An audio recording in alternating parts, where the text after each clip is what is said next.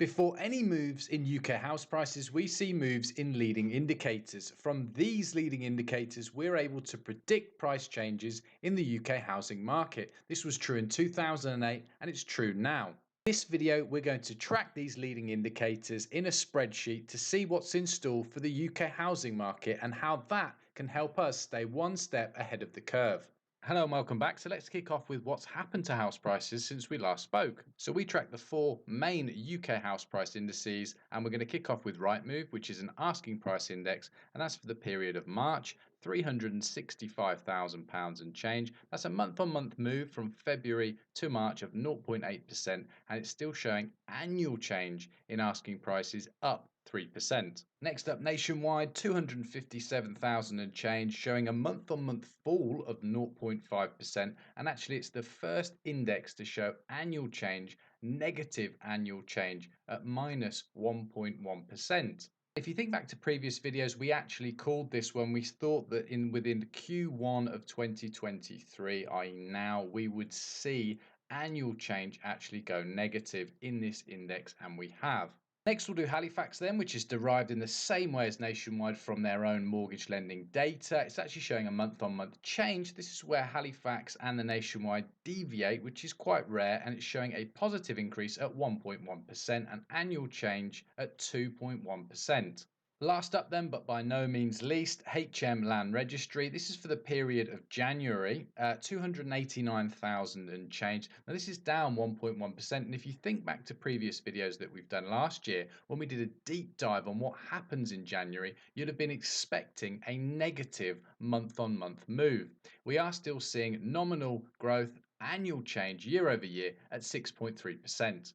But those are our coincidental and lagging indicators, so let's go over to our dashboard data dump where we look at leading indicators that precede moves in UK house prices. Let's start then with mortgage approvals. They are, as they sound, approvals for mortgages. When we see changes in the number of mortgage approvals, we later see changes in house prices. They are then an important leading indicator, and when graphed with house prices, as we've done here, you can see the correlation much clearer. The latest figure is 39,000, down as you can see in the blue bar chart dramatically from those November 20 highs of 106,000. So what does this mean? What can we infer? So we can expect house prices to continue to fall in the short term, just as approvals have done. And if we click on this next tab, we can see it more clearly with some historical context. And as I pointed out in previous videos, every peak in approvals, such as here, and so on, has always led to prices peaking out themselves, seen in red, here, and here. The same is true in reverse. As approvals have bottomed, later so have prices. And in fact, this later part is what we call the lead, and of course why it's on our dashboard of leading indicators. Okay? And in fact, if you're new to these videos, this is what this video series simply is. It's tracking these leading indicators that move before the property market so we can get ahead of prices. So where do we go from here? Does the UK housing market just completely crash, house prices tumble, and everything just goes completely pear-shaped? Well, I don't think so, and the April data might hold the answer for why. Now, whilst we are expecting UK house prices to fall, it might not be in the straight line that perhaps everybody is expecting. Because in fact, when we pick out the last 20 years worth of data isolated for just April, we actually see something pretty extraordinary. So let's run through it. April 2000 here, the month-on-month move from March to April was 5.45%. So scrolling forward then in time, we've got April 2001, 02, 03, etc. In fact, every single April for the last 20 years, up until COVID, to avoid any erroneous data, has always shown a positive month-on-month move from data from the official source of the Land Registry. So that's my basis, based on the data, for why I don't think we'll see a complete house price nosedive. We may well see over an 18-month period some up months or even possibly an up quarter. Moving on then, we're going to take a look at real average weekly wages.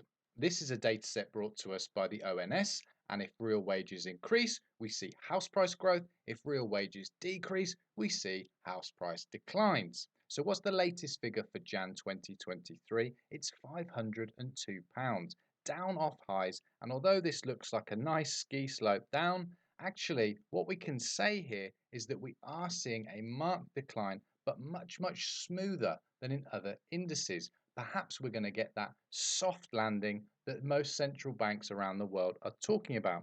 Now, my own opinion here is I don't think that's going to happen. In fact, just for some reference, we've never had core inflation so high and ever had a soft landing before. So for me, it's off the cards. Next up, we're going to take a look at real M4. So M4 growth adjusted for inflation. We're going to jump over to the Bank of England website for a full definition. M4 is the private sector, so you or I, holdings of sterling notes and coins and sterling denominated retail deposits with UK MFIs. So cash that we've got on deposit in banks or building societies and any coins or notes that we have. It's our cash in instance. And it's quite often referred to as the grease that oils the cogs of the UK housing market. And pretty rightly so, because every time we've seen a marked drop off in M4, we've always had, or the last 3 times, we've had a house price crash. I'm really not kidding, it's that simple. The 1989 crash here, the 2008 GFC, and what we're in now, which is yet to be named. And as you can see from the graph where we've overlaid retail M4 and change in house prices, that's real change in house prices, so inflation adjusted for CPI using the nationwide index, we're well expecting this red line here, house prices, to continue to head further south, much like they did in the 2008 GFC, and in fact why some commentators fear we may well have a house price crash of magnitude far greater than what we saw in 2008. So Britain looms on the brink of recession. We've double-digit inflation numbers. We've bank rate being hiked. What's that doing to mortgage rates? So they're obviously up dramatically since around those August 2021 lows, but they have come off slightly. They are creeping down ever since that Truss mini budget. But that's not going to help the estimated 2 million households, according to the Council of Mortgage Lenders, who are having to remortgage this year. They will have locked in a rate at around 2% years earlier. And as we've said in previous videos, that fixed rate mortgages use a reference rate from the OIS swap rate. And it's actually variable mortgages that are more influenced by bank rates set by the Bank of England. So although we've seen most fixed rate mortgages come down from those October, November highs of last year, what are we actually expecting to see looking forward throughout 2023? Well, for that, we can take a very quick look at the sterling OIS SONIA forward curve. And it shows that fixed rate mortgage interest rates are going to increase well into Q3 of 2023. So use that if you're on the fence whether to remortgage now or whether you're going to remortgage later in the hope that rates are going to come down further. Fixed rate mortgages can also tell us something else. When we combine them with the 5-year UK government bond yield, we get a spread, or the difference is that spread. This is banks and financial institutions actually pricing risk in the housing market itself. If that spread is growing, i.e. the difference between the UK government 5-year bond and 5-year fixed mortgages is growing, then what we can say is banks are pricing increased risk into the UK housing market. The spread is up and does appear to be in an upward trend. It is much more settled since the Sunak government took over. The last thing then that we take a look at in this spreadsheet is the RICS new bar inquiries versus new vendor instructions. And that's before we jump over and take a look at the GfK sentiment index and take a look at the market implied path for UK inflation. Now this is really simple but very telling, and all we've done is taken the RICS new bar inquiries data and the new vendor instructions and plotted them on a chart. And all we're saying is new bar inquiries is forward demand, and all we're saying is new vendor instructions is forward supply. And it's telling for a few reasons, but the first one, when we saw demand actually start to pull away from supply, as shown here, It's actually when we started to see those incremental gains in house prices. And although both fell here, this gap or this spread actually remained at a near constant.